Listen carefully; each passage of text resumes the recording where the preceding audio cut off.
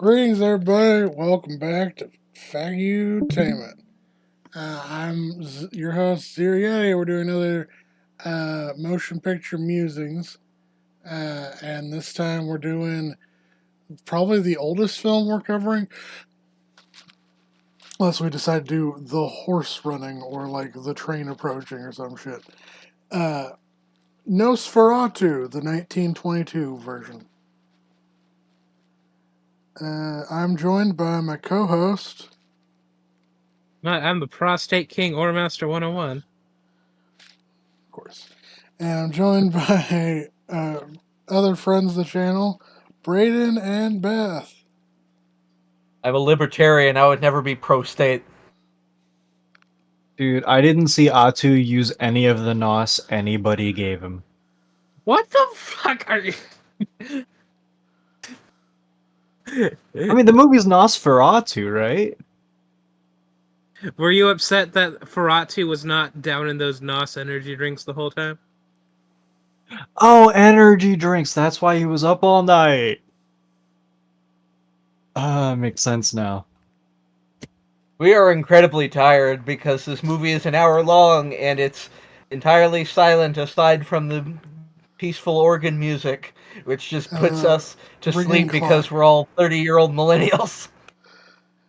And so that's the thing of, I don't know if it's like this was more captivating to like the audience at the time, or it's just our attention spans have drastically decreased in the modern age of short form content. But it's like it's our attention. It was a slog. Yeah, like how long? Like how long is the run? An hour. The one we watched, there apparently was two versions. There was a 63-minute one, and there was a 94-minute one. We watched the 94-minute one.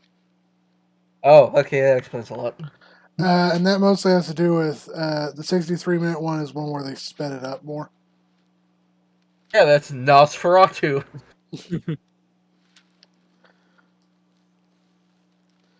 But yeah, this is. Yeah, it's our attention span. Things have changed since the fucking 1920s. I mean, I've been tired for the last 2 hours at least. So Sorry. Like, it happens. Everything past the boat scene where Nosferatu travels across the sea, my eyes, I could barely stay awake. Yeah, like the beginning of the moment, like the beginning of the movie was like it felt very captivating because like like it felt like stuff was going on. But then we got to the point where Nosferatu's on the boat and shit, and it's like, what the fuck is going on now? And like you had some stuff going like on like the crew slowly being picked off, and then the plague rats.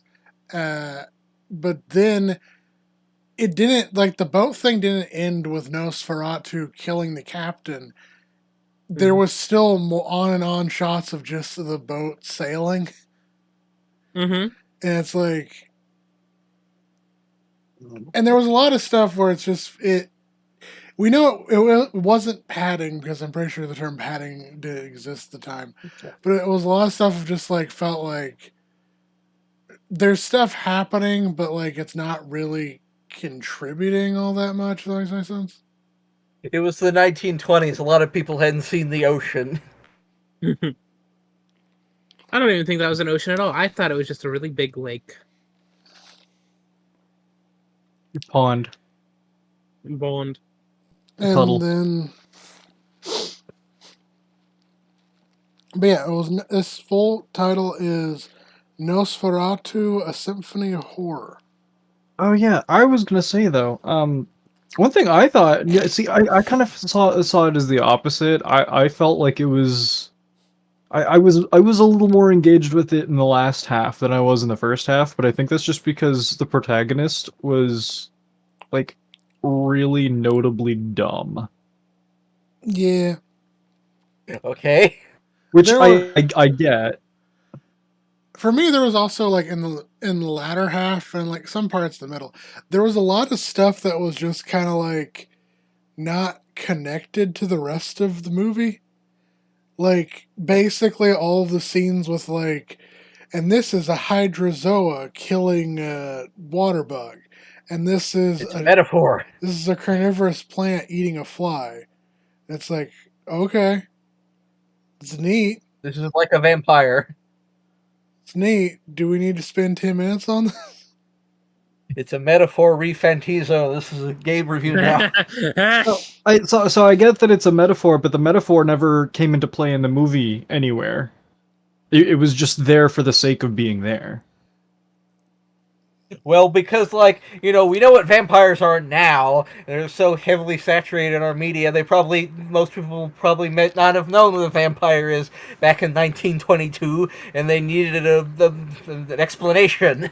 I mean, fair, but I guess counterpoint is Bram Stoker's Dracula was one of the most popular books ever made, and it was made back in like 1897.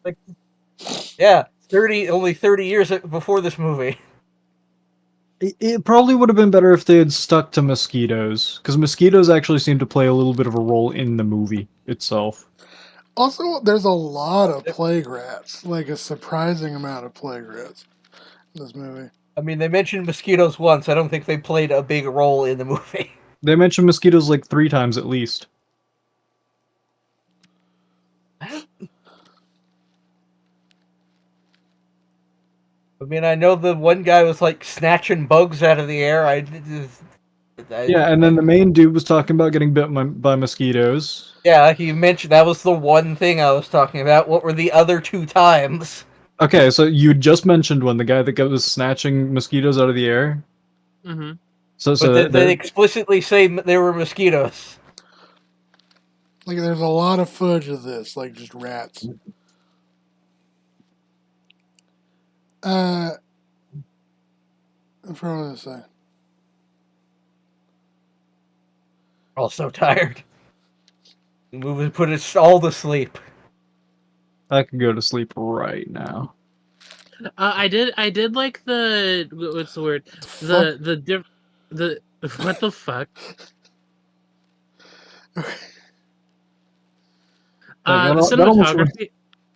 Sorry, you go first. I was just gonna say that almost reminds me of the Parasite Eve rat. Oh, that's pretty cool. The Nosferatu. The cinematography was really good, using different like filters to represent different times and stuff like that. Yeah. Oh yeah, because in the movie it's like pink towards the dusk, and then it's like blue at night. Even though you can clearly see it was all filmed during the day, but it was 1922. What else could they do? Mm-hmm. So I guess, like, to sort of outline the plot, and spoilers for a 100-year-old movie, but there's a fictional town called Winsburg where Thomas Hutter, is our technically main character, is sent to Transylvania by his employer, who's an estate agent named Herr Knock, to visit a new client called Count Orlok, who's planning on buying a house across from Hutter's own residence. While embarking on this journey, Hunter stops at an inn where the locals are frightened by the mere mention of Orlok's name. They also prevent him from, like, going out because there's a werewolf. Where I'm gonna see if there's a Nosferatu 1922. Yeah, for some reason they mentioned werewolves in this movie, and when they talk about the werewolf, they show the werewolf, which is apparently not a wolf. So this is the werewolf in the film. That is a striped hyena. This is secretly a Factutainment animal episode. I've already covered striped hyenas on the channel, but yeah. So that's a striped hyena. They are native throughout. They used to be native to Europe as well, but they're native throughout North Africa and then the Middle East and Asia into India. I guess it would make sense. I have to imagine they used a hyena for this because it looks like a wolf, but just enough not like a wolf so that it looks weird. And that's an animal a lot of people watching the film probably wouldn't have seen. Yeah. That makes sense. but it's a populous enough animal that you could get footage of it at the time, probably, like at a zoo. So it's like, oh, I forgot what I was going to say.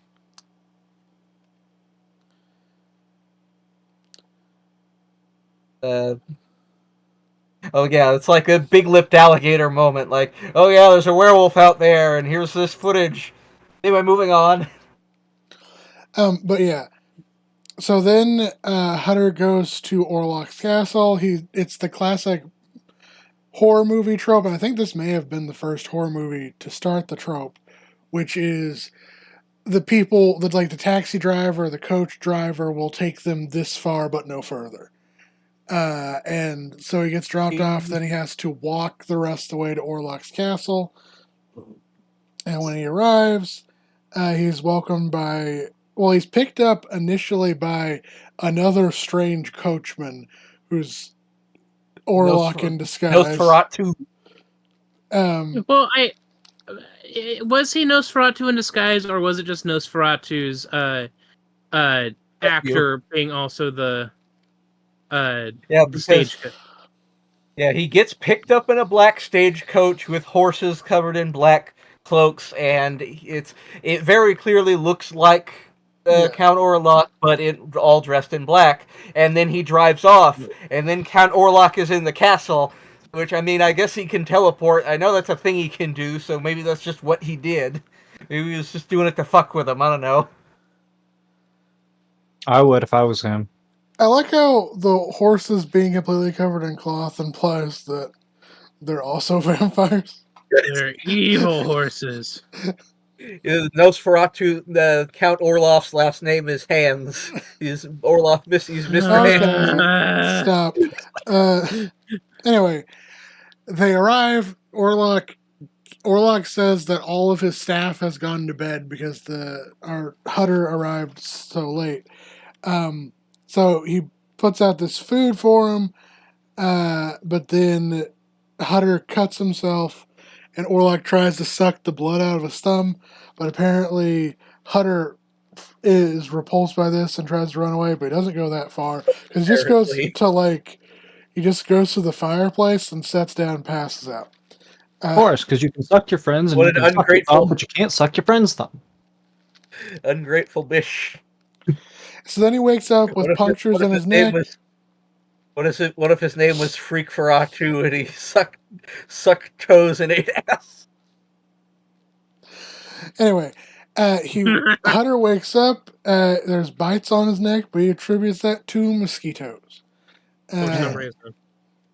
That night, Orlok signs the documents to purchase the house and notices a mini portrait of Hutter's wife, Ellen, which the guy carries around with him. And he says that he can't wait to be their neighbors and meet his wife with, like, the lovely neck, because Nosferatu is creepy. Won't you be my neighbor? Oh yeah, also this entire time, Hutter found a book on, like, ghosts, werewolves, ghouls, like vampires, in the inn that he stayed the night where it was, like, the werewolf sighting. And he's reading about it, and he, like, quickly deduces that Orlok is a vampire.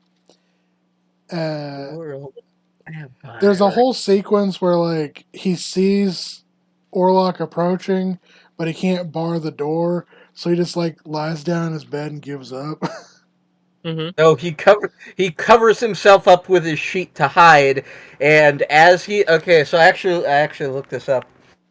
He covers himself with his sheet. Orlov enters, but then is drawn away because of something happening with the main character's wife that draws Nosferatu away. Alright. Yeah, because it says back in Willsburg, Ellen arises from her own bed and sleepwalks to the railing over bedroom's balcony. Starts walking on top of the railing, which gets the attention of her friend Harding. And then a doctor arrives. Helen shouts Hutter's name, and envisions Orlok in his castle threatening her unconscious husband. The next day, Hutter explores the castle, and he finds the coffin where Orlok is resting in the crypt, and then he like kind of freaks out and goes up to his room again. Mhm. He watches then hours later as Orlok piles a bunch of coffins onto a coach, climbs the last one before departing. Then Hutter uh, then climbs out the window using sheets. I don't. He watched Orlok leave. I'm not sure why he didn't just go out the front door. Uh, but he climbs out the bedroom window using sheets, but they're not long enough, so he ends up jumping down, like breaking his leg. And then Injuring himself. yeah, and then he gets like found by townspeople and taken to a doctor, but they think he's crazy, so he has to stay there longer than he kind of needs to while he recovers. Mhm. The entire time, Orlok has been taken down a river and then put aboard a schooner, where the sailors basically load him up and they're taking him to the. There was Willsburg or Wisberg. Mhm. Um, they find, however, there's rats in the coffin, which are apparently plague rats, which Orlok can control. And Orlok It's and or Monday. the rats start picking off the sailors one by one, because like the sailors get delirious, they get a fever, they're getting bitten, and they start dying, and they don't. Then the remaining sailors dump the bodies over the side of the ship. This goes on until like the first mate goes down with an axe to try and like encounter Orlok, but when he sees Orlok, he becomes overcome with fright to the point that he just jumps off the boat. Well, no, he falls off the boat by accident. I thought he deliberately jumped off the boat. Nah, he was backing away to get space in between him and Nosferatu, and he just kind of ran out of space on the boat. All right, and then at that which point the captain ties himself to the wheel. That way he doesn't accidentally back off the boat. Okay, but then Nosferatu goes up and kills him. Uh, I well, think it's that's so. I think it's so the boat can't have the direction changed, or at least be somewhat more difficult to. all right. Maybe. Which apparently doesn't work because Orlok still arrives where he wants to. Well, yeah, because the boat's already going in that direction. Oh, okay. Then this entire time, uh, Hutter is working his way back home via horse. Mhm. Uh, and then also his wife is having like these visions of stuff going on, and this is also where we're seeing a bunch of like the science segments of just the professor talking about how look at this Venus flytrap, isn't it cool? It's an allegory for vampirism. Look at this hydrozoa eating this water bug. It's an allegory for vampirism, and just a bunch of stuff like that. I Yeah, have this to imagine, like I said before, this is 1922. Maybe a lot of people haven't seen that. It's just like, hey, this is cool. Put this in the movie. Yeah, yeah, this movie's version of Van Helsing wasn't as interesting as the Brian Stoker's version, but I think he was all right. yeah. This version's the Professor Van.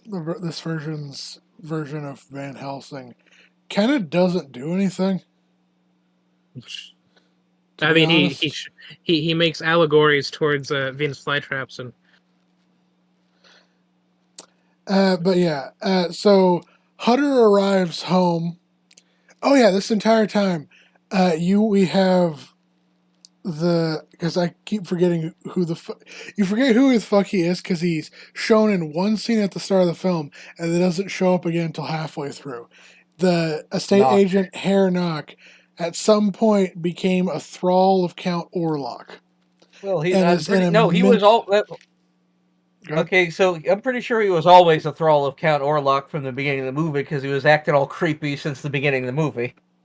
Okay, but yeah, he's like in an insane asylum and attacks a couple different people at various points to the point of why do they keep leaving one guy in a room alone with this man?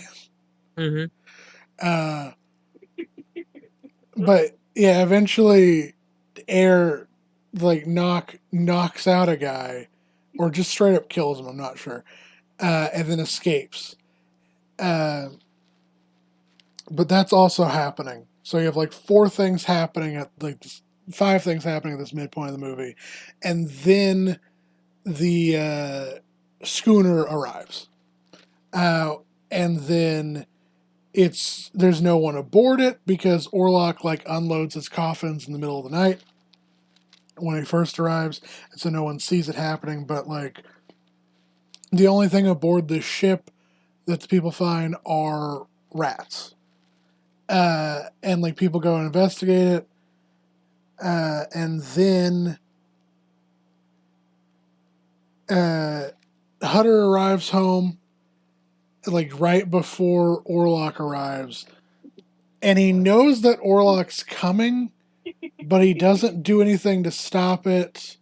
Part of it is because while like investigating the ship, the professor and like the other like town doctors and stuff discover that what they believe was a plague outbreak on the ship, and now the town is suffering from the plague. And there's a Mhm. whole sequence of they're going through the houses to see who died, when and where. There's like processions of just bodies lining the street, like being carried down in coffins, because there's a plague outbreak, which may be why Hutter doesn't do anything about Orlok. Uh, but then, as after the many deaths follow, uh, many of the townsfolk believe that Nock is the vampire, or maybe Nock is intentionally trying to make them believe that he's the vampire, Yeah, and he kind of like they think he's the vampire, and he's basically trying to lure the townspeople away. Everybody runs after him. yeah they're throwing rocks Also, at he kills him. the guard of the cell he's in. Yeah, they throw rocks at him. They have like pitchforks to chase him through a field. They mistakenly believe there's a scarecrow that's him. Yeah. And then I just want to say I absolutely loved this scene where they like tear apart the scarecrow, and then the very next scene after that is just fucking Orlok looking out a window. But it gave me the impression that he's like looking out the window watching that scene, just like, what the fuck is going on out there? They tore apart my scarecrow. What the fuck? but yeah, Just the look on his face. while that's Horde of happening, omens, give me sight beyond sight. the Hutter's wife Ellen has read the book that Hutter found, uh, and reads in it that a vampire can be defeated if like a pure-hearted woman like willingly offers a vampire her blood. And so then she pretends to fall ill so that she can send Hutter to fetch the professor. Uh, and then after he leaves, Orlok comes in and then drinks her blood. And then when the sun rises, Orlok is killed by sunlight because he's now weakened. Um, and then Hutter arrives in time, just along with the physician, just as Ellen dies. And then it's shown later that Orlok's castle is mysteriously destroyed. And that Uh, is the movie. yeah, I think when she sacrificed herself, I think it was basically to keep his attention long enough that he'd forget that the morning is coming and then get hit by the morning sun. I think she intentionally was like having him suck her blood because that was supposedly would kill him. Well, yeah, that was the thing in the prophecy or whatever. Because Orlok previously was active in sunlight. Because I think this was the time where I mean, I guess it's so weird because like yeah, it's daytime during the day, it's daytime during the night, but blue. yeah. Because if I remember correctly, like vampires are commonly associated with like sunlight kills them. I believe, if I remember correctly, that wasn't always the case. It was just that they were stronger at night, and I believe that Nosferatu popularized the thing of vampires die in sunlight. But I believe that is specifically in the case of this movie. The reason he dies in sunlight is by drinking the blood of a willing woman that made him feeble, and then the sunlight destroyed him because of it. Yeah, same things happen to me. Happened to a friend of mine. Yeah. But My favorite part of looking at the Wikipedia article for this is let's see.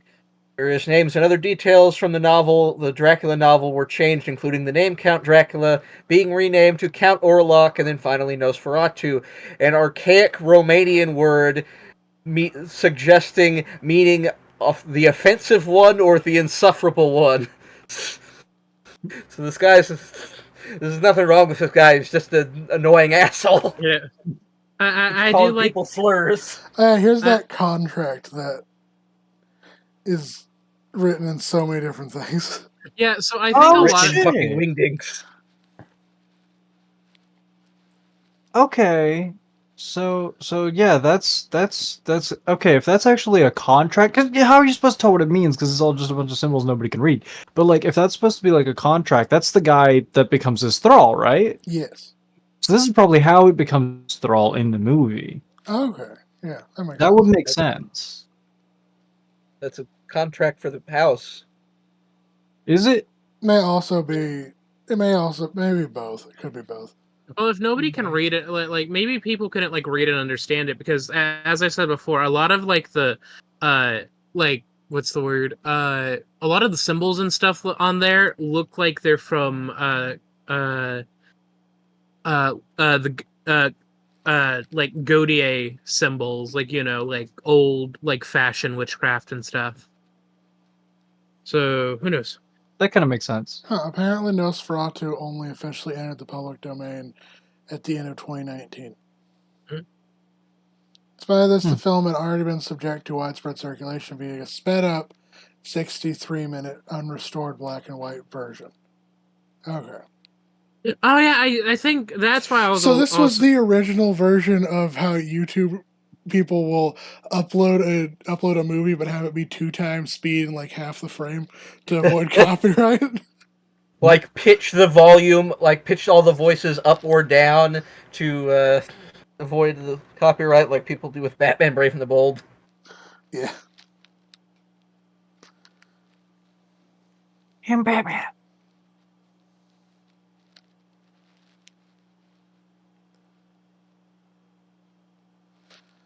All right. So what did we think of the movie? Oh, Nosferatu was also the first depiction to show a vampire dying from exposure to sunlight. Yeah. Previous vampire movies and novels such as Dracula showed them being weakened and uncomfortable with sunlight, but not deathed, but Uncomfy. like not killed by it. Sounds right. oh yeah. It's considered to be in. It's considered to be one of the 45 most important films to the history of cinema. I think the most I can say is I thought the scene with the shadow was pretty cool. Yeah, that was Like cool. that was Fact. pretty neat. But like, I mean, yeah, it sure is a historical staple, all right. I Yep. Makes you really say probably no, didn't get to see it. Nosferatu.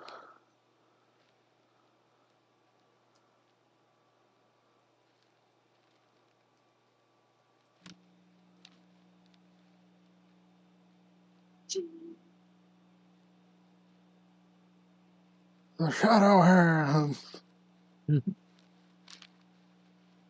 I like the one just above that one. That one? Yeah. It's a good one. Yeah. But I thought it would be neat to watch this film mostly because it's one of the original horror films. Um, we're probably, if we watch any more black and white films, they're probably going to have to be much shorter films. With this one almost putting us to sleep.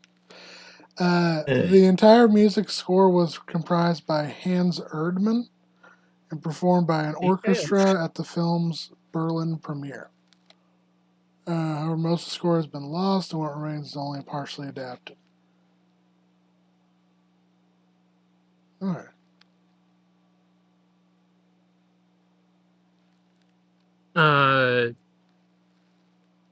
I was gonna say something about smashing Nosferatu, but I lost my train of thought. I mean, I did post that picture of Nosferatu in the NSFW channel. Oh, really? Oh yeah, one Oh, last thing I ooh. want to talk about is how cool some of the fucking covers for many of the releases of Nosferatu have been. Because, like, some of this art is wild. Like, There were Nosferatu. several pictures of Herr Nock, which is more than what I was expecting to see.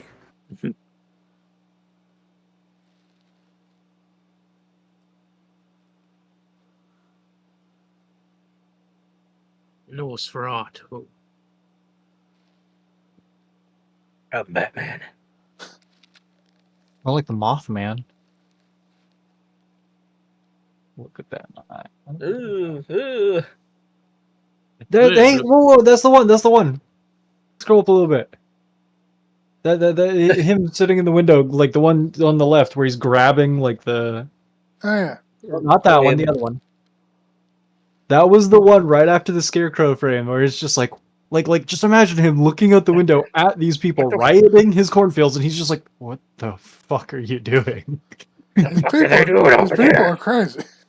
These bitches destroyed my scarecrow. Now my I'm corn. trying to masturbate in here. What the fuck are you people doing? It's like they That's what I was just trying ripped to fuck apart this a man's scarecrow wife. for no fucking reason. That's why I was laughing at that part. It was so weird too. I have to assume like like Herr Nock was using the scarecrow as like a decoy, so they all ran and attacked the scarecrow only to realize it wasn't him. But they kept beating up that scarecrow as they were also running away. Yeah. I can't find the scarecrow, but I did find this one. Blah blah blah. Ka-chow! All I can think of, I need to find that one image. Hang on. You keep talking. Nosferatu. I wonder why they call the movie Nosferatu when the entire movie is just called Count Orlok. It's on the Did we Wikipedia kind of already article go you over have that? open. Yeah. What? That picture, it was on the. It's at the very top. At the top, upper top. There you go. It's renamed Nosferatu, archaic Romanian word. Hmm. Yeah, but that picture of him with his hands out, I posted this in lobby. Nosferatu with the jazz hands. Oh yeah, that's right. This film was an unauthorized and unofficial adaptation of Bram Stoker's novel Dracula. And even with the many details altered, Stoker's heirs sued over the adaptation, and court ruled all original copies to be destroyed. However, a few prints survived, and then the film was basically um, became popularized because of that compressed bootleg. So if you think about it, this movie started the trend that led to 50 Shades of Grey.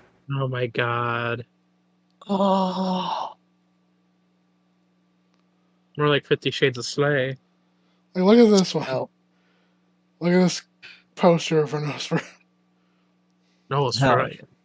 He looks like he's ready to smoke some weed. I miss my wife, Tails. I miss her a lot. I'll be back.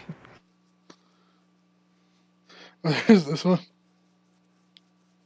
And this one's like, my chili's too Rats! hot. Whoa, plague be upon thee!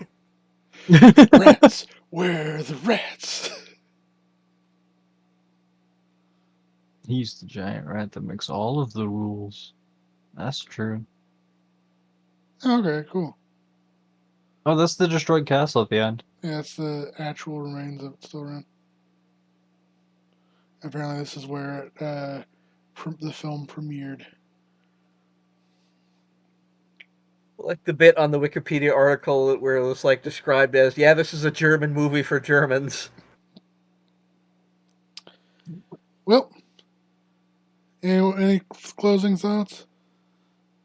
I can't wait to see William Dafoe and his 92-inch wiener portray Nosferatu in the 2024 remake.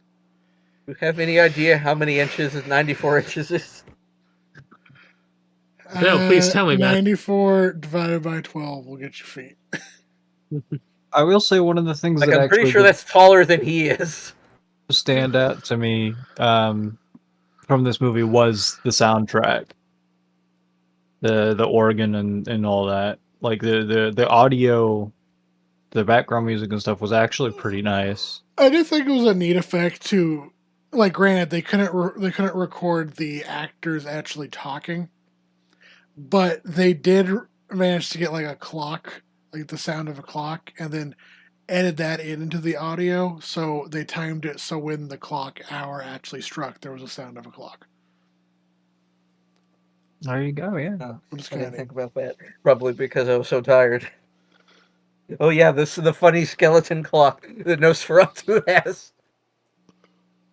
Oh yeah, another thing about the music Yeah. I noticed, Fucking novelty clock. when the one guy went down to break open a coffin, the organ played along with the sound of like it was smashing the coffin, but then Smasher coffin. hey now what's the word but like the noise was accompanied the smashing of the coffin. Mm-hmm. I thought this was quite a movie. I In thought fact, this was a movie. it's one of the movies that is ever existed in the world. One of films of all time. Mm-hmm. I'm sure it's incredibly important and historic in filmmaking, and I understand that. However, we are not qualified to judge it on those bearings. Definitely Yeah. one of the top 10 movies of 1922. One of the movies of 1922. Yeah, what other movies came out in 1922?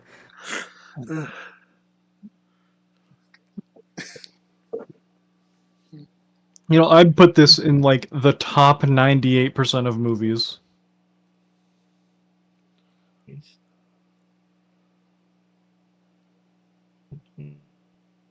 Ooh. Like I am very There's confident at it's least better 25 of than. them, apparently. Sodom and Gomorrah. Huh. Jesus sure. Christ. Sherlock Holmes. Yeah, it's a given. Headless Horseman. I mean, it's considered by many to be one of the first Robin Hood. films to like define horror as a genre. I mean, that's kind of neat, I guess. Like everything's got to kind of start somewhere. Mhm. Yeah. Like how What doesn't? Jules Verne and arguably Mary Shelley, like hand in hand, kind of invented sci-fi. Mhm. Jules Verne and Redacted. Why is Mary Shelley redacted? Because your mic cut out. Oh.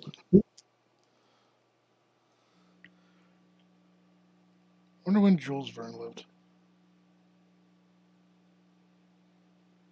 Oh, 1828 to 1905. All right. You don't want to read. You don't want to watch the clickbait Jules Verne video. Who was Jules Verne?